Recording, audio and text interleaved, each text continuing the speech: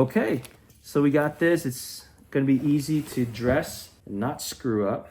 So now we're gonna reapply the chlorhexidine, and we're reapplying so that the residue of the chlorhexidine will sit on the skin and continue to have an antimicrobial effect for a few more days after the insertion. Now imagine during the dressing changes, look at how easy this scrub is going to be.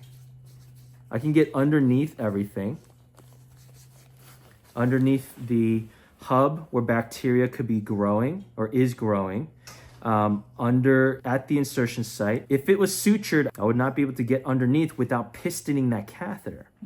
So now I can reapply the chlorhexidine around that insertion site very comfortably, very quickly, without worrying about accidentally dislodging the catheter.